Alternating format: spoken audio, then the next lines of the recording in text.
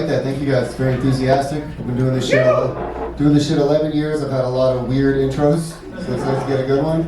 I did a show once where the host was fresh out of prison, 25 years, fresh out.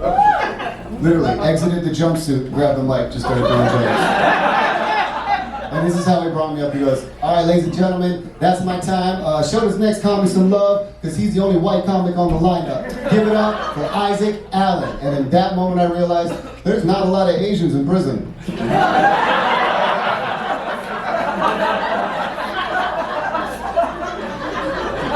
He saw my face and was like, I don't know what it is, but let's go with white. Let's just push to the right area, because I've never seen one of those behind bars. I mean, in his defense, I'm half white. I'm half Chinese, I'm half white, and I wish someone would have told me growing up that when you're biracial, you're gonna start off looking exactly like one of your parents' races, and then just throughout the course of time, gradually transition to looking exactly like the other one. I'm accepted I'm gonna look like Macaulay Culkin when I'm 80. But when I was born, I looked like a baby infant Buddha. Like literally, I was fat, I was 10 pounds, I was round face, flat face, dark face, silky bowl cut hair, no fucking nose. I had no nose. And then I grew up and I just became 6 foot tall and my shoulders broadened because the white side started conquering my genetics. Just burning and pillaging the villages of my DNA inside of me.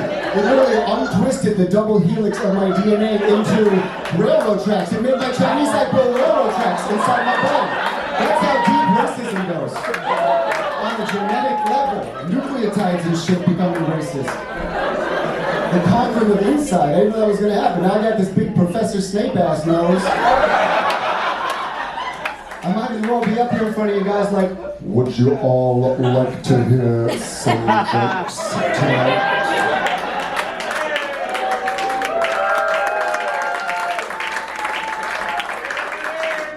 Some may offend you, and some may make you want to run screaming, and some may make you laugh, but in the end, you will all die.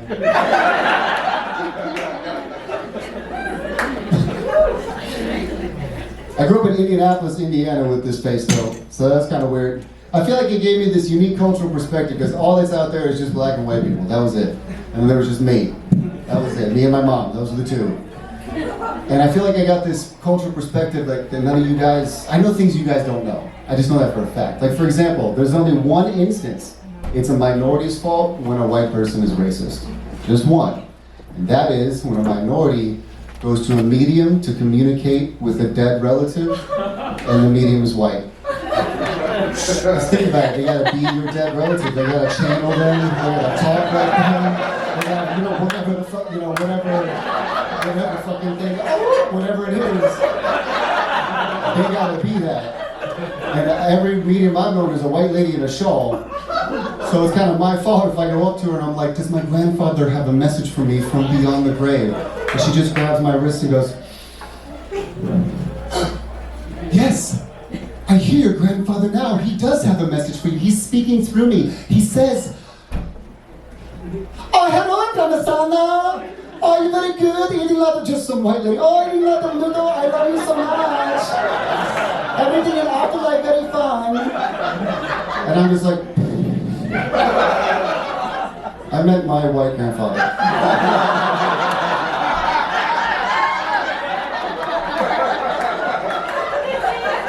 She's like, no, it's him. He's just very racist. Oh, sorry, wrong grandfather. Pregnant later, love your grandson. Bye to heaven. Fucking white grandpa every time. I hated dating as an Asian guy in Indianapolis. I don't recommend it. Don't do that. And I always blame women for why it's hard to date as an Asian guy. I think it's your fault. I think you buy into the hype. You buy into the stereotype. Like, we're not going to be good in bed. Won't be able to get you off. We're going to be bad in bed. But I think most Asian men across the board are pretty decent in bed. It's just the same way that every sports announcer calls a white athlete deceptively fast. Can never just say fast, can they? Every time a black athlete runs down the field, he's got blazing speed. Look at him go, Tom! And then a white dude catches him, and they're like, he was deceptively fast. That's the adjective I would use, is deceived. He was deceiving. Tom, wouldn't you agree? I don't want to get fired. Please agree with me. That's just Asian men in the bedroom, ladies. That's all I'm saying. Listen, whether you love him or hate him, Tom Brady was the 199th draft pick. That means there were 198 players that 32 coaches, teams, and GMs thought were better than him. Now he has more rings than all of them. I'm just saying, ladies, go dig it in the draft and take a chance in the 6th round and fuck an Asian dude, because he could be the Tom Brady of fucking. No, but you waste all your first round picks on these ain't shit motherfuckers. Forget their wallet when they take you out on a date, call your mom a bitch to her face. Meanwhile, Chang is sitting in the corner with a full head of hair and a 401k. Wondering why he wasn't drafted in the 1st round. I can't get you Super Bowl rings, ladies, but Nuva rings, that's in my budget. I go to CVS right now, let's go.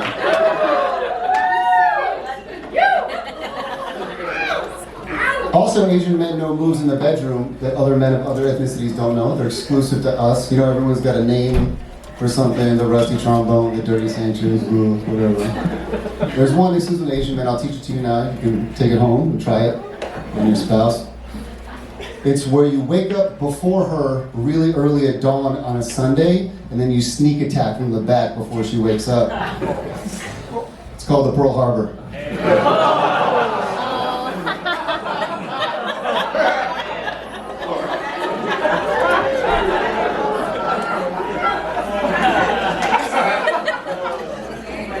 If you didn't like that joke, get the fuck out the emergency exit. I don't need you there. That's the best ring joke. And also, I feel like I can say that whatever the fuck I want, because I had a lady go to me after the show, this white cougar with her heels and her purse, and was like, I did not like that joke you did about Pearl Harbor. It's offensive, and don't do it again. I liked you before that, and now I don't like you. And I was like, why not? She was like, my grandfather fought in Vietnam. I was like, wrong country, bitch. How did you offend me with your offendedness? Did he visit the Great Wall of Mongolia when he was over there? You asshole? Read a book.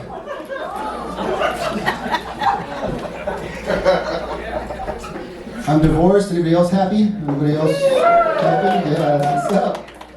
Divorce is good. And I got custody. That was the most important thing when we separated. I got custody. He's in the car with the windows up.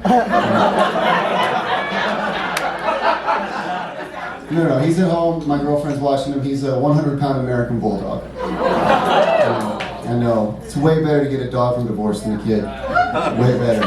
You know why? Because all the shit you want to talk about your ex to your kid, you can just unload on your dog and it won't fuck him up forever. I would stumble home every day just drunk like a single dad in a leather jacket because I'm overcompensating. And I'd just be sad, I'd open the door and he'd just be happy, shaking his ass, just always happy to see me. And I'm like, God damn it, I love you so much. And I'd grab his big bulldog jaws and be like, yes, daddy loves you. Yes, daddy loves you so much. And guess who doesn't? Mama, because she's a bitch. That's right, and she abandoned us in our time of need, even though Daddy supported her financially and emotionally for most of the relationship. But now Daddy's trying to be funny for a living, and she needs a guy with a stable 9-to-5 job, and she's afraid Daddy cheats on the road, but Daddy never cheats on the road. No, he doesn't. He just falls asleep naked at the end of the show at the Ice House in the hotel room with a bottle of Jameson on his chest. Daddy loves you. Give me the jowls, give me the jowls. Give me those jowls.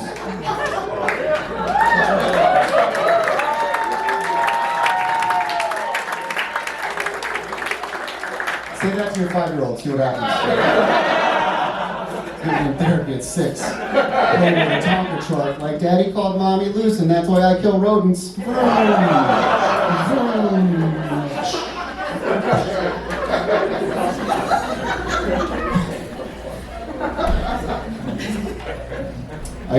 One of my good buddies is former UFC heavyweight champion Josh Barnett.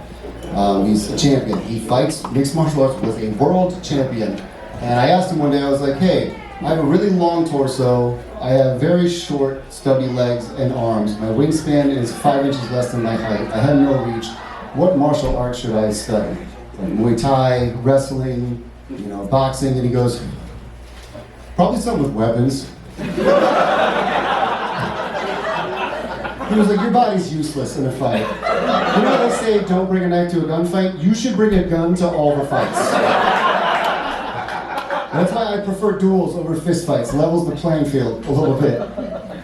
But I live in California where you're not allowed to get a gun. It's impossible to get a gun, the amount of loopholes. So now I'm a grown-ass, 180-pound, 6-foot-tall man who carries pepper spray around in his pocket. Just walking the streets next to the blonde college co-ed like, these crazy men out here, I know, right? You better be too careful. Have fun in English class, see ya.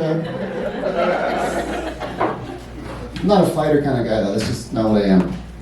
I'm like a lover. I feel like the desire to get into a fist fight is like genetic. I feel like that's built into who you are. And the reason for this is surfers.